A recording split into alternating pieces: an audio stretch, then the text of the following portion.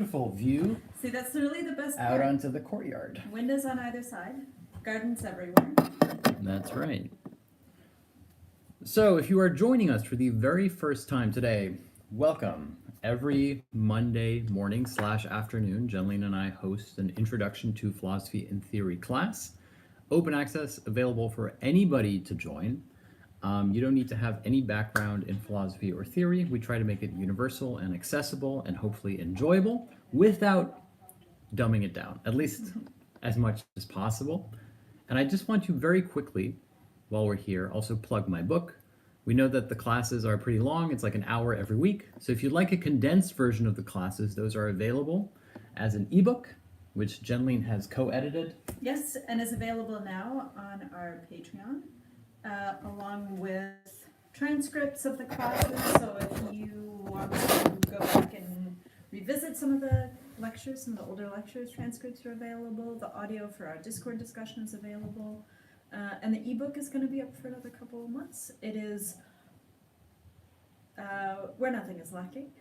5 Keys to Understanding Žižek. Sorry. I love your words. What is the title? What is the title? That's right. If you'd like to download our ebook, which is called 5 Keys to Žižek, Where Nothing is Lacking, it's a basic introduction to some of the most important philosophical and theoretical ideas that define Slavoj Žižek's work. And basically every chapter of the ebook, and the ebook is less than 100 pages, so it's a pretty quick read, every chapter answers a key question that will help you understand Žižek's titles, his work. So who is the ticklish subject? What is the most sublime object of ideology? Who is the most sublime hysteric? And so on and so forth. And so if you'd like to join these classes, of course, you're totally welcome. We're glad that you're here. But if you'd like a shorter version of these classes that you can read at home, please take a moment to click the link in bio or go to www.patreon.com. That's Jenlene and Julian. And the funds that we receive through the sale of that ebook allow us to keep traveling the world and teaching these classes in exotic locales such as here in Oxford, England. Yes. That's right. Sounds good. Shall we just sort of dive right in? Yes. Oh no, you usually have a little note, don't you? I did my note. No, your note is like something about... Yeah, let us know where you're joining us from. As Julian mentioned, we are in England. I think this is actually our last class in England. We will be moving on. But let us know where you're joining us from, because part of the vision for this project is that it is a global learning community that you can join from anywhere, and we love knowing where you're joining us from. And I don't have my glasses on, so I can't see the screen. That's absolutely right. Let us know where you're joining us from. Usually we're in the US, where it is still morning, but here it is afternoon. So. Yeah, if you're joining us live, please let us know where you're joining us from. It makes us really, really happy knowing that we have a global community of people, of fellow learners this morning. I see Costa Rica, I see the Philippines, I see Luton. That's incredible. Okay, shall we simply dive right in? Yes. So it's going to be a 60-minute class in which we're going to explain some of the key ideas that link Žižek to Lacan, Žižek's philosophy to Lacanian psychoanalysis, but we're going to do it in hopefully a very universal fashion that's accessible. We're going to talk about a lot of things that you don't need to have any kind of conceptual knowledge in order to understand. And I want to start with something that relates to one of the key Lacanian concepts, key Lacanian ideas. This is the one idea that I want to dedicate an entire class to. Now, Slavoj Žižek has a book, which he has titled Enjoy Your Symptom.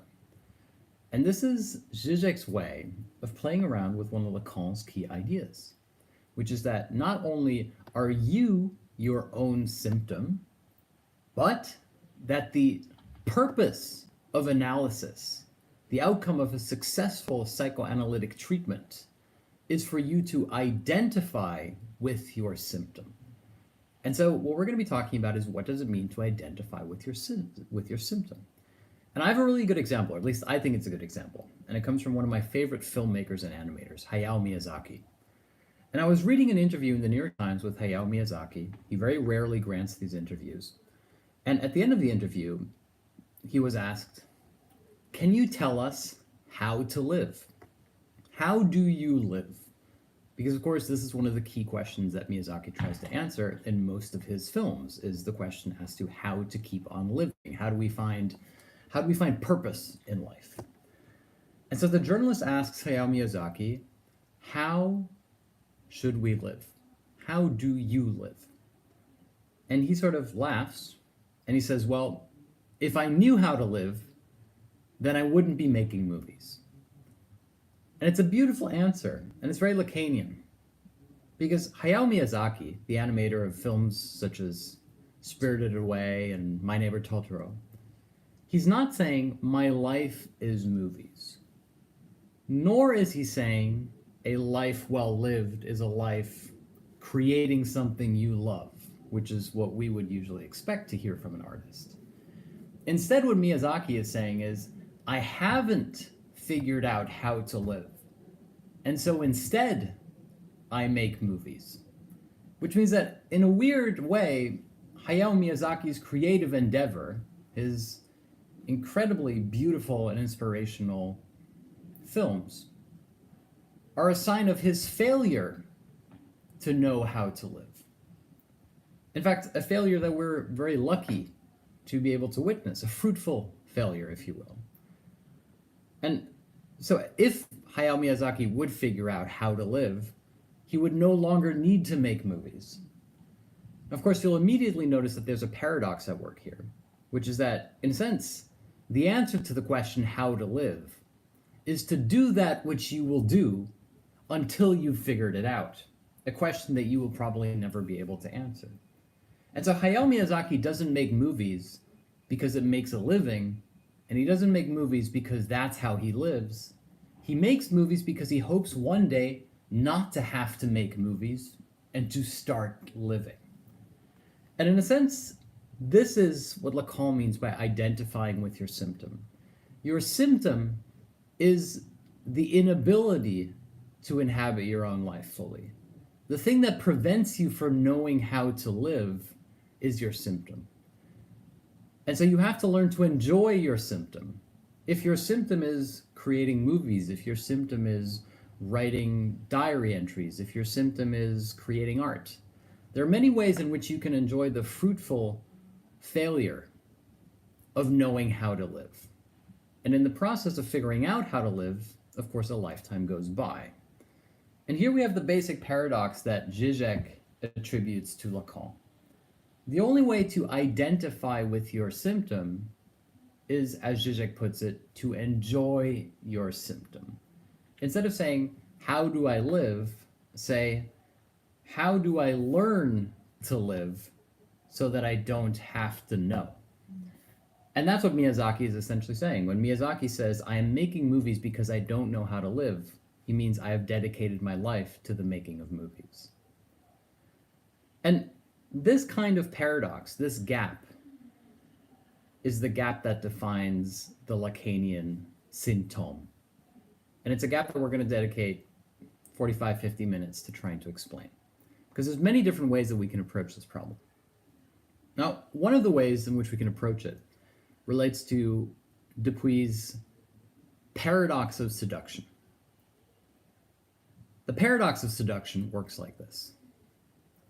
When you seduce somebody, there are essentially two outcomes. Let's say that you're spending a nice evening with somebody and the goal is that you would like to share a kiss at the end of the evening. Outcome one, they refuse your advances. The other party says, I'm not interested, or they turn away. In this case, you have not succeeded in seducing them. In the second case, your seduction is quote unquote successful. You share a kiss or a moment, a romantic encounter. And yet, in that sense, if it is successful, then it appears as if there was nothing to be seduced. In other words, if the other person is an obstacle, it's in the very overcoming of that obstacle through seduction that the obstacle retroactively disappears. And this is, of course, also the toxic element that remains within seduction. The toxic approach to seduction would be to say, you present an obstacle to my desire, and your unwillingness to yield means that I have to further scale this wall. In other words, the obstacle becomes your physical denial. I don't want you to kiss me becomes a challenge I now need to face. Well, escalating levels of pursuit become. Exactly. And this would be the toxic and dangerous approach to seduction, by which you take the other person's refusal to engage in a romantic encounter as further evidence that they want you to succeed. Whereas the less toxic and necessary point of inversion in a quote-unquote successful seduction is the point in which you share a kiss and the other person says, you didn't even need to seduce me. I was yours from the day we met, or from the moment you said hello, or the moment I set eyes upon you, I knew. But of course, the seduction was still necessary. It's not like you locked eyes and you immediately started making out. And so you have to go through this useless precaution of seducing the other, when the seduction is quote-unquote successful, they can retroactively say, you didn't need to seduce me in the first place. Now, this paradox of seduction we can relate to what Žižek calls the paradox of the apology. And here's how Žižek's paradox of the apology works. Žižek says that a successful apology is defined by the retroactive insistence that no apology was needed. In other words, something bad has occurred and you make amends. You say, I sincerely apologize for saying this thing, for hurting your feelings. And then the other person can say, no, it's fine. It was my mistake all along. No apology was needed. That is a successful apology. At which point, the person who receives the apology says, you didn't need to apologize. And of course, the paradox is that you definitely needed to apologize, so that they could then retroactively tell you, oh, you didn't need to apologize. Now, if you skip that crucial step, that self-negating contradiction, and you simply said, well, in that case, I retract my apology, the apology would collapse. And here we have the same fundamental logical progression with the paradox of seduction and the paradox of apology. In the paradox of seduction, a successful seduction would imply that the person who is being seduced said, you had me from hello. You didn't need to seduce me, when of course you did. The same is true for an apology, is that a successful apology relies on the person who is being apologized to saying, you didn't need to apologize. And so the very definition of success becomes the process by which retroactively the obstacle appears to disappear. Žižek actually has a joke about seduction, and this is more or less how it works. He references, it's a book actually, I forget what the title is, but Žižek references a book in which a man and a woman have gone out on a date. And at the end of the date, there's this slightly awkward interaction as to whether the man would like to come up to the woman's apartment. And she says, would you like to have a cup of coffee? And the man says, I'm sorry, but I don't drink coffee. And the woman replies, good, because I don't have any. In other words, the point wasn't to go upstairs to have coffee, nor was coffee simply a metaphor for having sex. Instead, having coffee was a vanishing mediator, a useless precaution, by which accepting the coffee would lead to not having coffee but having sex.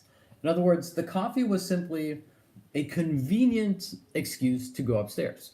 And so if he doesn't want to have coffee and she doesn't have any coffee, they can proceed to the true intent of this symbolic exchange, which is to go upstairs and not have coffee together, which is another name, of course, for having sex. Here we have the same logic that goes through. Now, let's go back to Žižek's idea that you have to enjoy your symptom.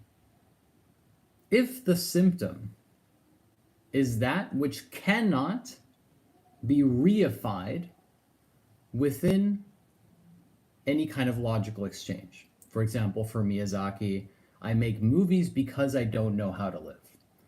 For example, the apology that is successful at the exact point at which the person who's being apologized to said, you didn't need to apologize. The seduction, which is successful at the exact point that the person being seduced says, you didn't have to seduce me, you had me from hello. That indivisible remainder that we have is the symptom. And when Žižek says that you have to enjoy your symptom, what he's saying is that what we really enjoy isn't the fruition of success. It's not the coming together of two things that are supposed to meet.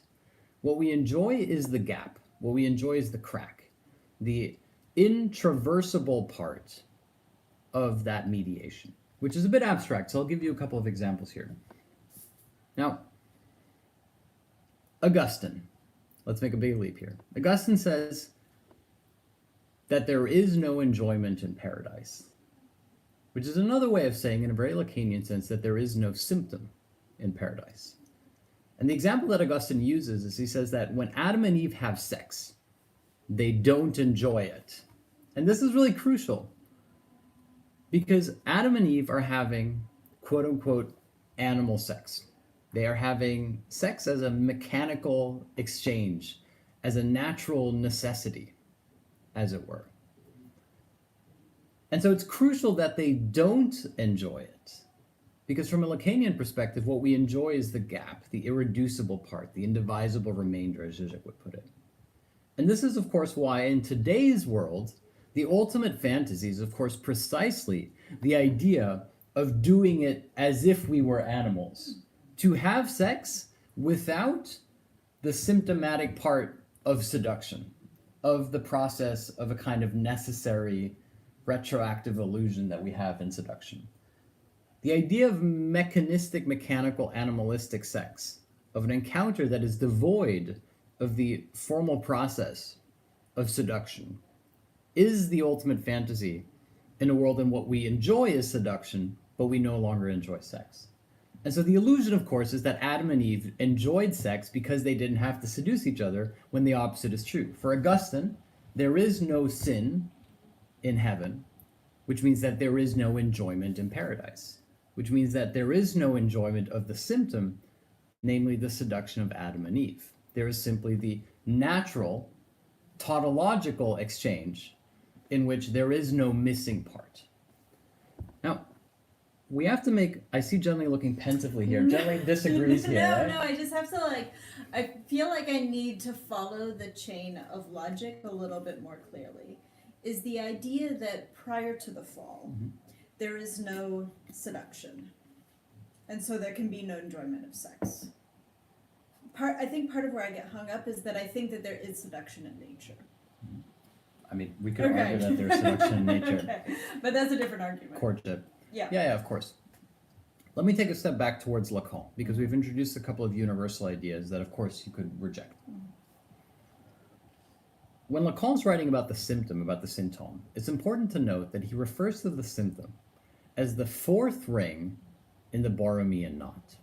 Now, what is the Boromian knot?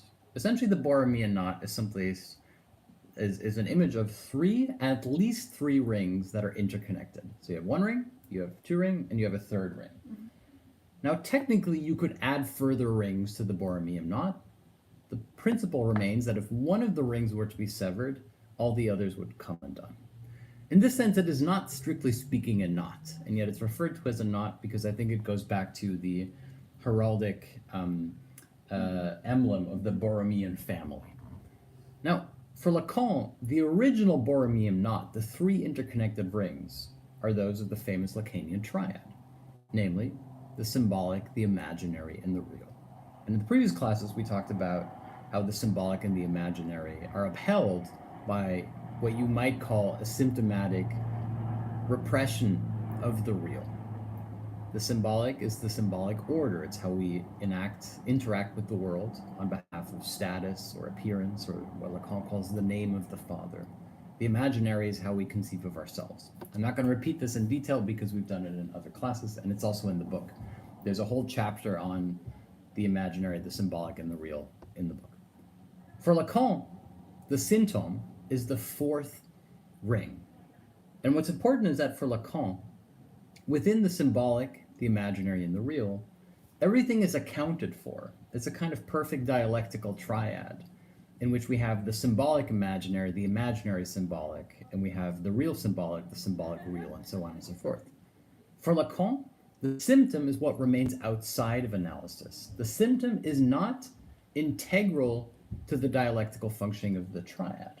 The symptom always emerges as the excessive plus one, which cannot be integrated into those three, and yet which functions as a kind of missing link that upholds the unity of those.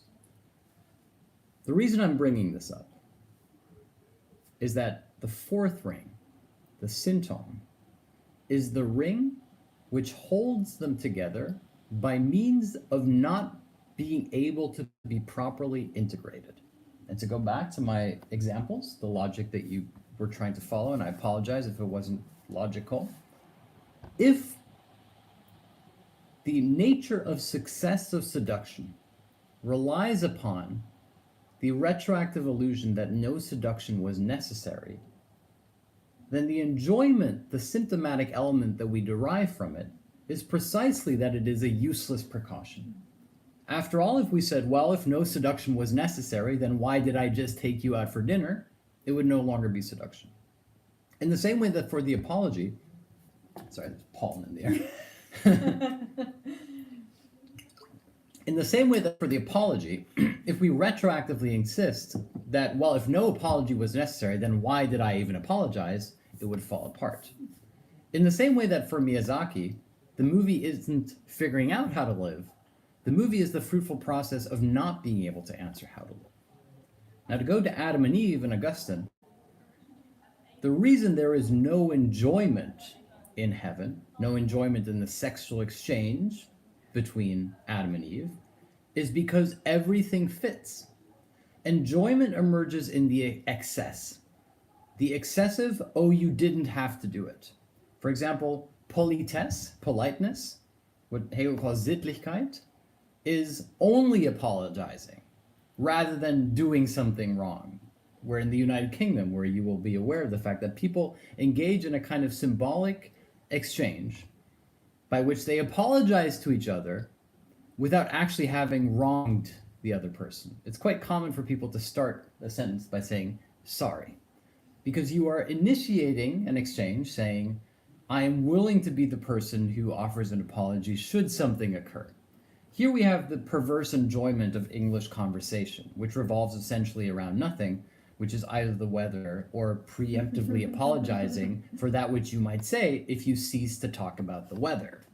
Or it's apologizing as a way to point out someone else's wrongdoing or infringement on the social order. So I guess your point is to say that for Augustine, there is no symptom in the Garden of Eden. Exactly. You're right that those three rings form a coherent whole. Yeah. So not only is there no enjoyment of sex, there's no seduction, and there's probably no apologizing in the Garden of Eden. Exactly. That's why they're expelled. Maybe is they didn't apologize. They didn't have a culture of everything fits. Yeah. In the Garden of Eden, everything happens for a reason. Everything is there because it was meant to be, and so sex lacks the enjoyable feature, which is, in a sense, the problem of sex, the problem of seduction, the not fully recognizing the enjoyment of the other, etc.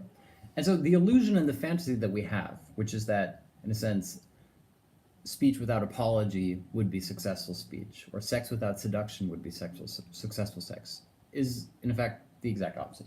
I want to give you another example that will hopefully make this more clear, because if I've lost you, then I've probably lost people here, which is, I want to delve a little bit deeper into this problem of what I call tautological overlap.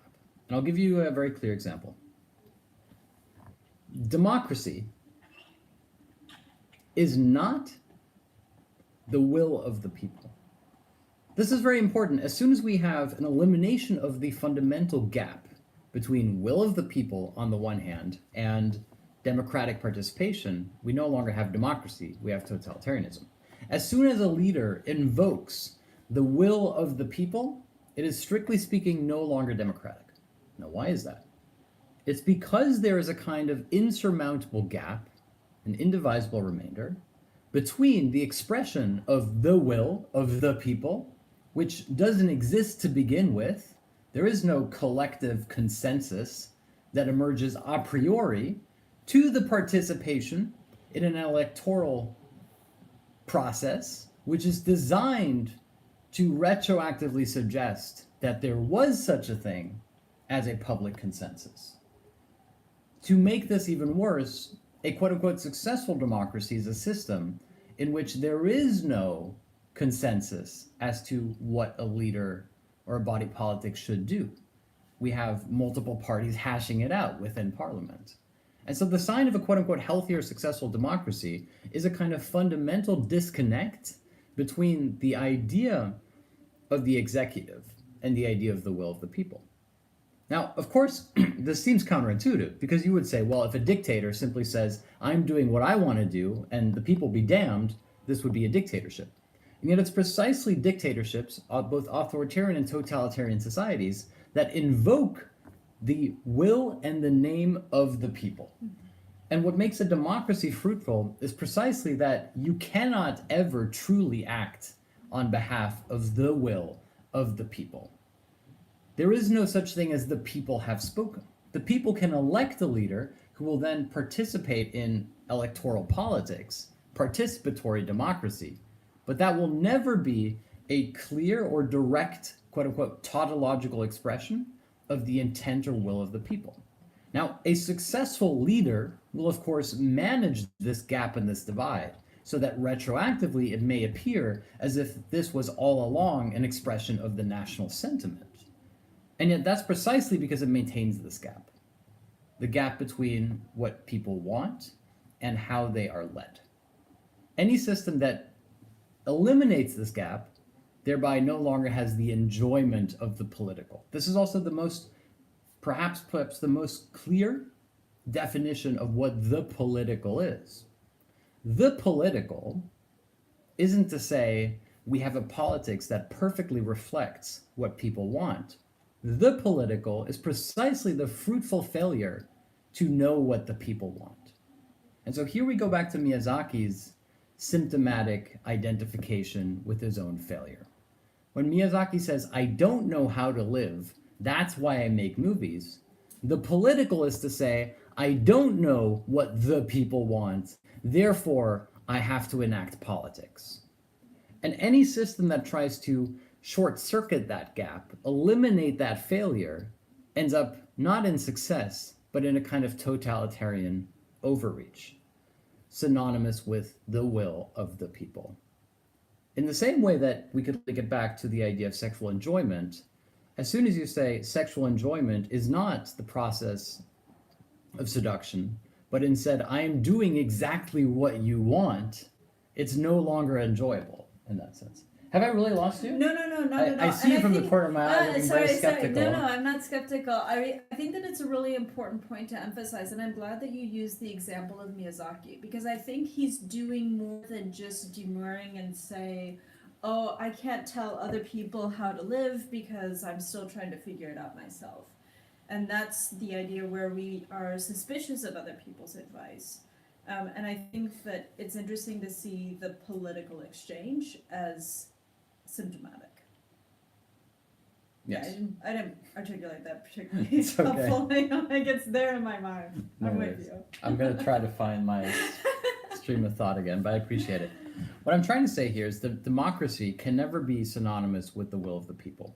That democracy, capital D, is synonymous with a kind of fundamental gap or intraversible horizon between the will of the people, which cannot be, in a sense, consensualized into a democratic process. And it's that failure to enact the will of the people, which is constitutive to fruitful democratic participation. That the gap, the symptomatic element within the political, is what you have to identify with. That's what makes a democracy a democracy. Yeah, if I'm already interrupting you, I think that... I'll try to get this back in the right place again. No, well, I think that it's helpful because there's so many ways to criticize democracy and democratic systems. This isn't to say this is the problem with democracy or the fatal weakness with democracy. Rather, it's to say it's the democratic process's very weaknesses that make it a robust system. And whenever it tries to embody, whether it's the silent majority or the voice of the people or the will of the people or what have you, that undermines what democracy is. And this is the reason why. But the crucial point here is that there is such a thing as the will of the people, and yet it exists precisely within the inscrutability of the will of the people. That as soon as you say, I, the representative of the party, am the embodiment of that popular will, it is no longer the popular will. There has to be that fundamental constitutive disconnect. The same can be applied to the idea of God. If you say, I am the embodiment of the will of God, you're essentially working as a fundamentalist. If you say, I don't know what God wants, and I will try to fill in the cracks, that is what it means to have faith. This goes back to the Kantian idea that morality isn't knowing what God wants, it's trying to figure out what God wants and acting as if God were wanting something from you. Here we have essentially the Lacanian difference between neurosis and psychosis. Neurosis is related to repression. Psychosis is related to what Freud called Verwerfung, which Lacan would later call foreclosure. Now, there's a big difference between Verwerfung, foreclosure, and the idea of repression. If you take the disconnect that we talked about, the symptom, the gap that necessarily exists between the symbolic, the imaginary, and the real, you can essentially reenact that gap by means of repetition, neurosis. In this sense, you could say that Miyazaki's approach to filmmaking is essentially neurotic. After all, the director Hayao Miyazaki has multiple times announced his retirement, only to then emerge from said retirement, because essentially he doesn't know how to live unless he is making films, which are a sign of his not knowing how to live. And that circular motion of repetition is essentially neurotic. However, this doesn't have to be a bad thing. And the reason why it doesn't have to be a bad thing becomes apparent when you realize that Lacan relates foreclosure, Verwerfung, to psychosis. To go back to the example of the Christian fundamentalist or the religious fundamentalist, let's say that you are faced with the fact that you don't know what God wants. You don't know what God's will is. There are two ways to confront that fact. Either you go through the quote-unquote neurotic / hysteric repetitive process of repressing the fact that you don't know what God wants, and so you have to fill in your life with what you think God might want from you, which is the act of faith, essentially, which in a sense is precisely the precondition for a quote-unquote healthy religious participation in community. Or you have an act of foreclosure by which you pretend that this gap doesn't exist and you become the direct tautological embodiment of God's will. Because I don't know what God wills, now everything I do becomes an example of God's will. And that's where we enter into the psychotic foreclosure. The point at which you say, because I don't know what God wants from me, everything I do is now wanted by God. And so within the neurotic / hysteric / repressed subject, like Miyazaki, we have a universalization of the gap. We say, I don't know how to live, and so I will make a life of not knowing how to live. You take the gap that you cannot surmount or foreclose, and you make a life within that gap. It's the psychotic who, in a sense, completely rejects the possibility of that gap and comes to the opposite, which is not the universalization of the gap, but the non-all of the gap, which is to say, now everything I do is representative of God's will. And so the only way to close the gap between God and subjectivity is to say, rather than filling in the gap, now there's a tautological overlap between God's will and my will. This again goes back to the idea of enjoyment. Enjoyment in this neurotic sense comes precisely when God is up here, I am here, I don't know what God wants from me, and I will try to act as if I knew what God wanted from me. In this striving, we find enjoyment. The absence of enjoyment, the psychotic relation of the subject to God, I don't know what God wants, thereby everything I do is what God wants. A direct tautological overlap between God's will and my will is the psychotic element in which there is no enjoyment. Hence also, again, why for Augustine, paradise would essentially be psychotic. In paradise, everything happens for a reason. Everything is God's will. There's no fundamental disconnect, and this is why there is no enjoyment in sex for Augustine within paradise, because there can be no sin, because there can be nothing that exists outside the realm of God. Are the pieces starting to come together a little bit? Mm-hmm. Another example of this for Lacan relates to the difference between power, impotence, and omnipotence. Between having power, having no power, and having all the power. Now, Lacan has a really interesting idea here, where Lacan says, instead of seeing omnipotence as a higher degree of potency, in other words, instead of saying that omnipotence is simply potency, power, elevated to the X factor degree, instead, omnipotency emerges when we are confronted with the impotence of the other. Okay, let's break that down, because that's a little bit technical. Now, we usually think of omnipotence as more power, as in I have a certain amount of power, but I don't have all the power. And if I achieved more power, I would get so much power that I would have all the power. And Lacan cleverly realizes that there's a fundamental disconnect between the universal and the particular. If power is the particular power you have over certain aspects of life, then if you reach the sublime ultimate aspect of power, the universal point of power, there would be no particular powers. Because in a weird, it's like saying you will never be thirsty again if, no, it's the other way around. Like you will never be sated if you have, this is not a good example. I'm going to stick to the script here a little bit. The point being here is that in the same way that, for example, it's satisfying to drink because you get thirsty, it's satisfying to have power because you are not all powerful. If you were in fact all powerful, the very concept of power would disappear. After all, if power is being able to surmount an obstacle, if there were no obstacles, there would be no power.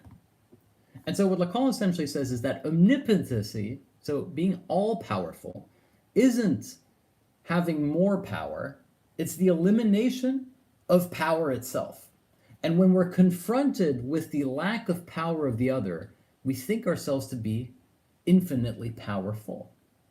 For example, Lacan says that when we experience the parent as a child, the mother in this case, we think that the mother is omnipotent. The mother has the answers to everything. They can do everything. And yet for Lacan, the doubting of the parent doesn't occur when you start seeing contradictions within their logic. For Lacan, the doubting of the parent starts to occur when you realize that there is what he calls an other to the other. That your parent isn't at the very top of the hierarchy of power. That above your parent, there is another parent, your grandparent. Or that above your parent, there is a boss who they have to follow at work.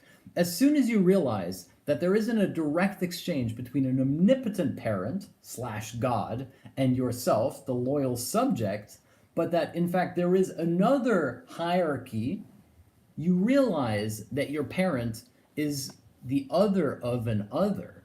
And for Lacan, this is technically not possible, because an other of the other would imply that there is no such thing, that there is such a thing as an other without an other. And then other without another is Lacan's idea of a psychotic foreclosure.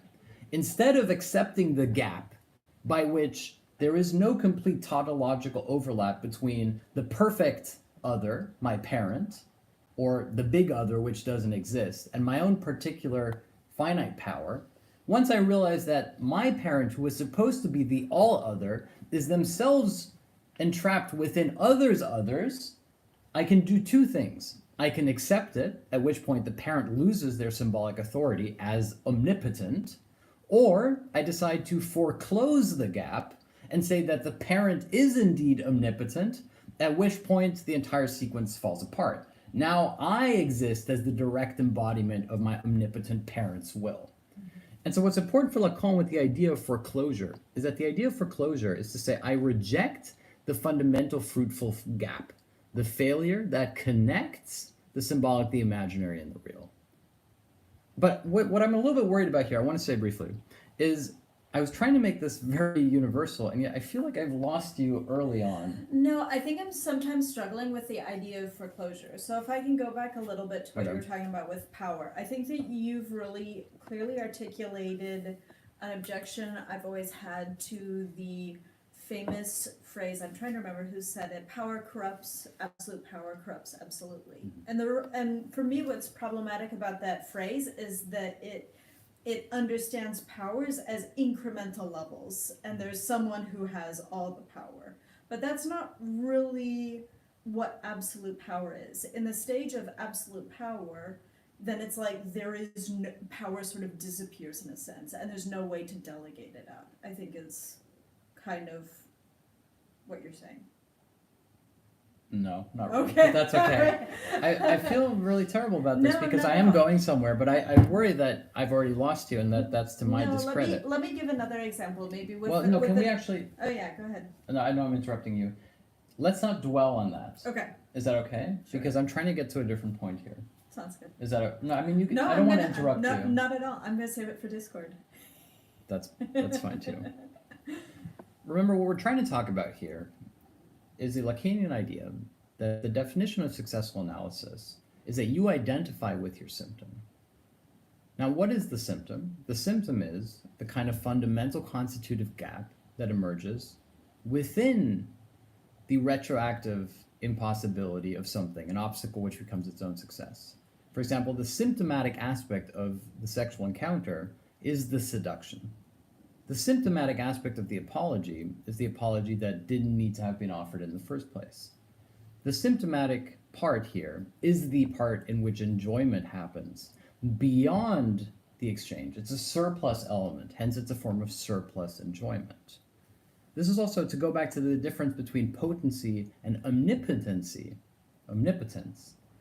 For Lacan, omnipotence isn't simply the process of enjoying power, but it's the process by which power becomes not enjoyable anymore. There's no disconnect. Let me give you an example that's a little bit different but relates to this. Think about celebrity culture today. What's really important about celebrity culture is that when you idolize a celebrity or you follow them on the internet, the point isn't to say, I want to be with them. It's not saying, I want to marry you, I want to have your babies. It's not saying, I want all of this. Instead, the point of celebrity culture is to say, I want to be you. Now, what's important here is that it's not, I want to be you because I want to have what you have. I want to be rich and famous and attractive and all of those things. Instead, the point of celebrity culture is to say, I want to be you because I imagine that you truly inhabit it. In other words, for Lacan, the whole point of desiring the other isn't to say, I want to be with you, nor is it to say, I want to have what you have. It's to say, I want to be someone who experiences no disconnect between who they are and what they mean, between who they are and what they have. The idea is that the other knows how to enjoy the things that they have. And the idea of a celebrity is, of course, that here's the image of somebody who really enjoys their life. Of course, we all know that this isn't true, but this is precisely what the idea of the other is. Hence also, when we are confronted with the reality, which is the impotence of the other, namely that the other is also human, all too human, that they themselves don't inhabit their life fully, that they themselves don't know how to live and how to enjoy, that they have to refract their enjoyment through others' enjoyment, perhaps preferably through projecting an image of being someone who really enjoys their life back onto you. It's when we're confronted with the fact of the impotence of the other that we feel omnipotent ourselves. It's like a child who is an orphan who feels like they could be anything they want because they're not constrained by the parent. The idea of omnipotency emerges here as a kind of abyss that you fall into. I can't do anything, and so I might as well do anything. That omnipotency emerges as the kind of universal X point, the sum of impotence, not as more power, but as the very end point, the tautological overlap in which power is complete, is universalized as such. Does that help a little bit? Okay. Yeah, I feel like the parallel of that, we've sort of been laughing about this a little bit while we've been here at Oxford, because it is such a beautiful place. It's so atmospheric, it's so idyllic, it's so idealized. And yet, the question is, like, if you're a student, how do you experience that as something that is enjoyable? Is it just feeling isolated, or is it like feeling like you always have to study and you can't enjoy the surrounding environment? And so that tension of, like, is it the tourist or the student who gets to enjoy Oxford more, or is it just that they sort of mediate between each other and they imagine that the other is having access to a more fantastical version than they can ever access? I mean, this goes back to what we talked about in the previous book, which is the idea, is there enjoyment in heaven? If heaven is a refraction of the Edenic state, then how do you enjoy yourself? And one of the problems is, if you're in heaven and you're aware of the fact that hell exists, does this ruin heaven, or does this make heaven even better? You could say that heaven is even better because you know that other people didn't make it into said heaven. In other words, all the people in hell who wish they were in heaven is what makes heaven enjoyable. Now, this would essentially mean that heaven has the symptom. Heaven has the impossibility of enjoying heaven, which is exactly what heaven as paradise would be. And because you can't enjoy it, the only enjoyment to be found is knowing that others are not enjoying it even more than you are, namely people who are in hell. Now, to bring that back to the Edenic paradise of Enlightenment thought, which is Oxford colleges, you could make the same argument. The only way to truly enjoy your Oxford experience is seeing all the tourists who imagine that something special is happening within the walls of the college. And of course, as soon as you're in the walls of the college, the Edenic paradise of the gardens where we are right now, you realize that this too is, in a sense, inaccessible. That the ultimate enjoyment of Oxford happens precisely on behalf of the people who aren't part of Oxford, who can look into Oxford imagining that this is the idyll of heavenly scientific worship. Now, this goes back to what I was trying to say about the celebrities, which is that we imagine that the celebrities fully inhabit their own life, even though we know they don't really do, because enjoyment is there for us. Anyone who has achieved any amount of micro celebrity online or public notoriety will know that you don't inhabit it yourself. It exists in the minds of others, but it doesn't exist for you. No matter how many people watch your videos or go to your movies or read your books, it doesn't register for you. You still feel impotent. It's only other people who enjoy watching you from a distance as if you were the person who has it all figured out. And this is also, again, to relate this back to how Lacan approached the idea of the master, or the idea of the professor, or the idea of the master-professor figure. Essentially, Lacan says that the master isn't the one who knows. Instead, the master is the one who is supposed to know.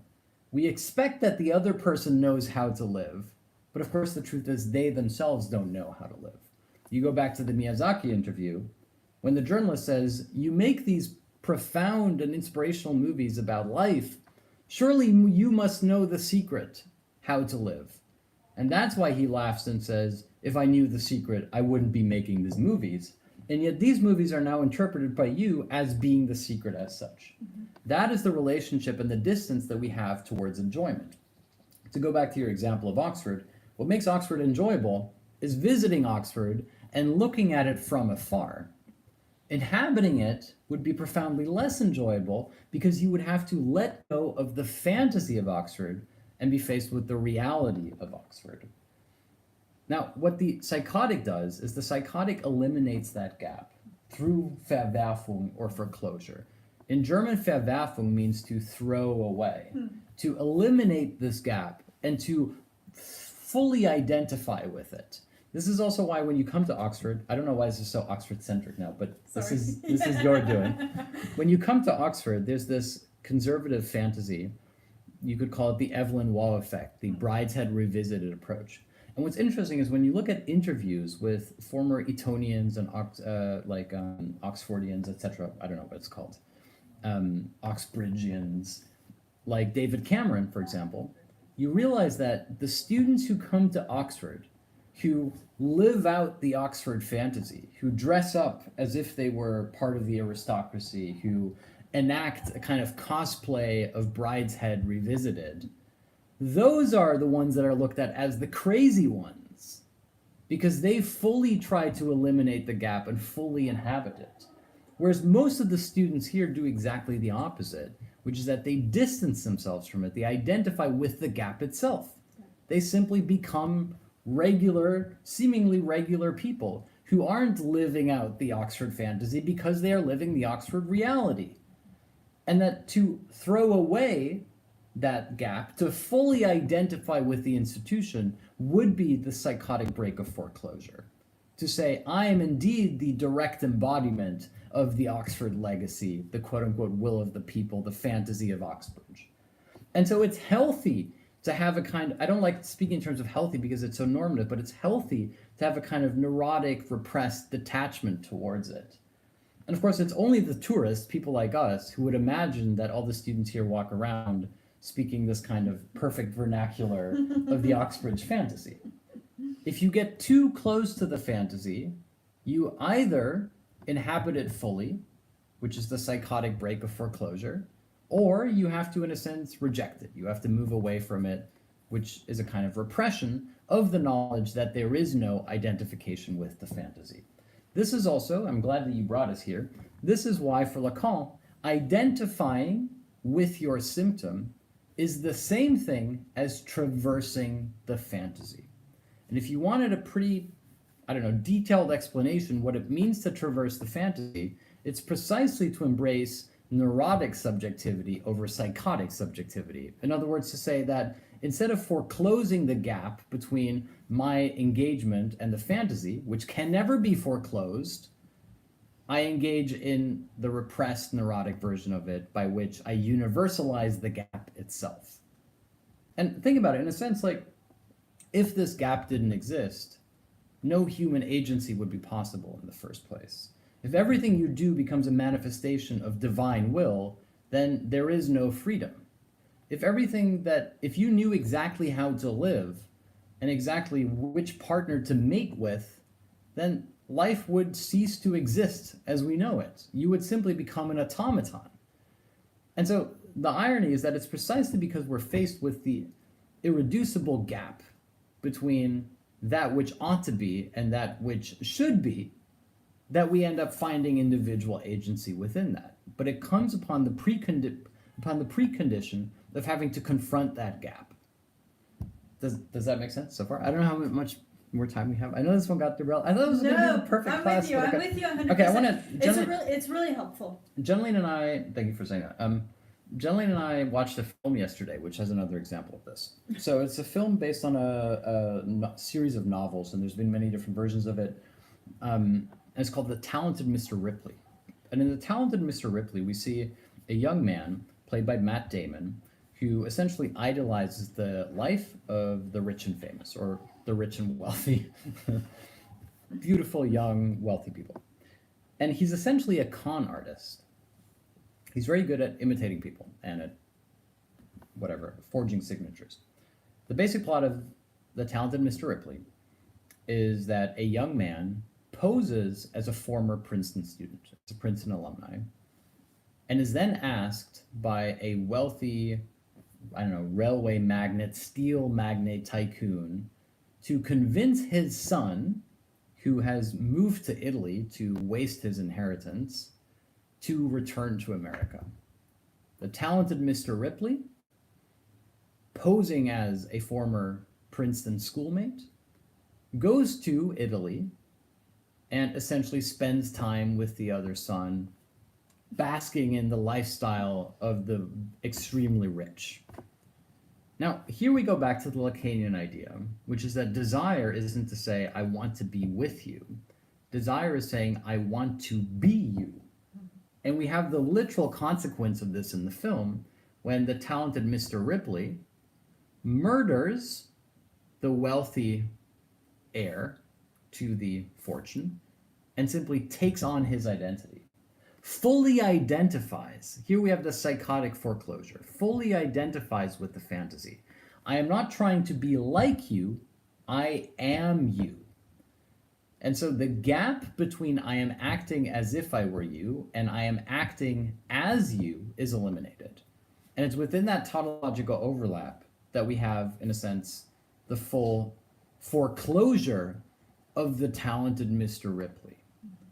This is also why there's a key sequence in the movie, for example, where Jude Law, who plays the wealthy son who is being conned by the talented Mr. Ripley, says, why do you do this creepy thing with your neck? Well, what is the spooky thing with your neck?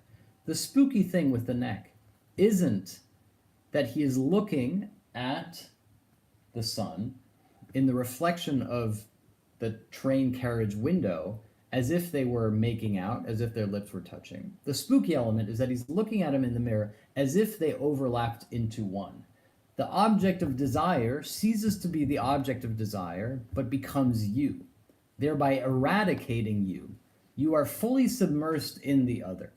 This is also why what's so key in The Talented Mr. Ripley is that the movie starts and insists upon this in multiple repetitions, that what Mr. Ripley wants isn't to be rich. It isn't to be someone else.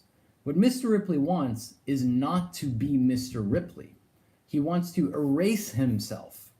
And so here we don't have the repression of unwanted desires and urges, or in this case, the emphasis in the film on homosexuality, which is, to my mind, very poorly done. We can talk about that in the Discord if you want. Instead, it says, I don't want to be. And the only way for me not to be isn't to eliminate myself by killing myself. The only way to not be is to eliminate somebody else and to be them. And here we see the coming full circle of desire in psychotic foreclosure, which is to say, it's not that I want to model my own life on yours, that I will fill in my life by living it as if I were living it like you. Instead, it's to say, I want to eradicate myself completely by eradicating you and taking your place. And that is foreclosure. It's saying, instead of embracing the insurmountable gap between what I imagine your life to be and what I imagine my life to be, I want to eradicate myself by becoming you. And so we now have not an act of potency that goes towards the omnipotent, where by being you, I am more myself. Like, let's say that I want to be like you. Well, the best way to be like you is to be you. No, it's not that. It's to say, I don't want to be me. And so the only way not to be me is to be you. And so the full identification with the object of desire as the erasure of the own self. And that is, of course, what the fundamentalist does. The fundamentalist says, I fully identify with the will of God. I am God. I have become God. As soon as you fully make yourself synonymous, not as the agent of God, but with God, there is psychotic foreclosure. As soon as the political leader says, I am not trying to enact the will of the people, I don't exist, I've eradicated myself, I am the will of the people, you have psychotic foreclosure. Every single time that gap is eliminated, it's not saying I have become more like you, it's saying I have erased myself. Now the only person who does this and gets away with it today is, of course, the Pope. The Pope says, I am the church, which is also why the precondition for being Pope is the death of the man who becomes Pope. It's also why the passage towards the papal balcony after receiving the vote from the enclave is the passage of tears. It's the passage by which you fully eradicate yourself to become the church. And so in the same way that the talented Mr. Ripley eliminates Jude Law in order to eliminate himself. The Pope has to start by killing the man he once was in order to become the church. This is how the particular doesn't go up into the universal. The particular is subsumed within the universal itself. And what's so key within Lacanian Žižekian philosophy is to say that this is true in the mirror image of that as well. The universal doesn't exist in the absolute. The universal is the non-all. The universal, vice versa, emerges within the particular subjectivity that cannot truly enact or inhabit its own subjective purpose. In other words, that there's a constant breakdown or a dialectical Mobius strip between the universal and the particular, which emerges into the symptom, the symptom, which is why you have to identify with your symptom in order to not succumb to the fantasy that you could breach the gap between the particular and the universal, which is also why for Lacan, identifying with your symptom, which for Žižek is enjoying your symptom, is synonymous with traversing the fantasy, namely the fantasy of being reconciled with the universal. That's the point. You were going to say something? Sorry. No. That's so technical. I'm sorry that it got so hard in the end. No, it's okay. I think that was a really good example. The Talented Mr Ripley, or? Yeah, no, that was really helpful because we were laughing about how it's similar to The Great Gatsby, which also has a character who sort of over-identifies with a particular demographic and lifestyle, and who thinks if only he can have more, the right trappings, the right clothes, the right house, the right woman, all of these things, then he can perfectly inhabit this world. Yes and no. So, yes and no. The movie Great Gatsby-ifies the plot. Yeah. And reverses it. But I don't think that's what the book does necessarily. But we can talk more about that in the Discord. Talented Mr. Ripley. Classic movie by now, I suppose. The basic point that I was trying to make, and of course I always fear that I haven't made it well enough, which is probably true. At least many commenters seem to say these things, is that there is a gap between, well, let's call it a missing link between the symbolic, the imaginary, and the real, the Lacanian triad, which is a fourth Boromian ring, namely that of the symptom, the symptom. And yet it is the fourth that is also within the third. None of those three are upheld without the symptom. Subjectivity emerges within the gap, within the impossible reconciliation between those three, ever being fully tautologically synonymous with each other. And so the symptom, even as much as it is the evidence of the impossibility of subjectivity, it is thereby also the very precondition for subjectivity. A paradox which I tried to mirror through the paradox of the apology, the paradox of seduction, and the paradox of the sexual fantasy. I also tried to explain why the difference between neurosis and psychosis, or between repression and foreclosure, is all about the relationship of the particular subject to the problem of the insurmountable gap between the particular and the universal. And that by not being able to surmount this gap, you are faced, either you elevate that gap into a kind of universalized particularity. I am making this movie because I don't know how to live, and this is how I live. Or you reject the gap itself, which leads to psychotic foreclosure, which means I now am the direct embodiment of the universal will. And so either the gap between the particular and the universal has to be repetitively, constantly, neurotically restaged as a kind of filling in of that which cannot be filled in. Or the psychotic break of foreclosure is to say there is no gap, and because there is no gap, the particular is tautologically synonymous with the universal. They are the same. And that I am the universal is the psychotic break of I am the people, I am the will of God, I am Jude Law in The Talented Mr. Ripley.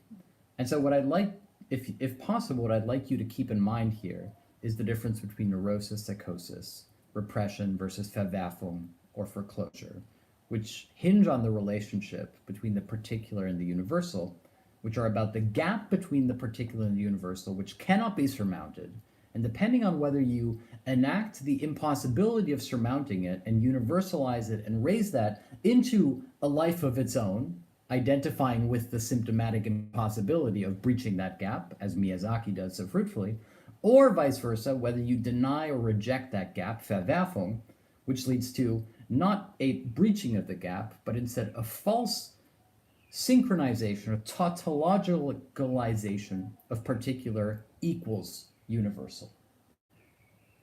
That is the goal of this class, but I hope that's made sense. Okay. I'm with you. Yeah? I'm with you. Okay. Yes. It's Thank you difficult, but I very think it's much. Yeah. enjoyable. Like I hope it's enjoyable. I hope that there's some kind of symptomatic enjoyment to be had from this, trying to explain something which I cannot explain. On that note. Thank you very much for joining us. Thank you for starting your week with us on this beautiful Monday. We will be back next week, same time, different place. And actually, for the next hour, we will be also on Discord, hosting a live Q&A. So if you have any questions, send them in, and we look forward to chatting with you a bit more about these topics, these ideas. Yeah, we're going to do another 45 minutes on Discord. So Yeah. if you'd like to join us there, simply click the link in bio and head over to our Patreon, where you can join for $5 a month. Or if you'd like to download my book, which is a lot more concise, because Jenlene has helped me edit it, which is under 100 pages, which gives you some key definitions for all of these ideas that I've tried to boil down into as short as possible a text. Please click the link in bio, where you can purchase 5 keys to Žižek today. Plus, you'll get audio downloads for every single class, so you can listen to these classes at your own leisure. And I really do hope that some of you will enjoy reading the book, because it's really a process of trying to just communicate, hopefully, as directly as possible. That's the goal of the book, to make it as valuable as possible to our fellow students. Yes, so thank you, patrons, very much for your support. We are very grateful. And for all of you who are reading it and engaging with it, it really means a lot to us. So thank you very much. Yeah, our patrons keep allowing us to have this fantasy that we can keep doing this week by week by week. Also, a big thank you to the University of Oxford for having us here. On that note, we shall see you all next week. Have a great week, everyone. Bye, guys.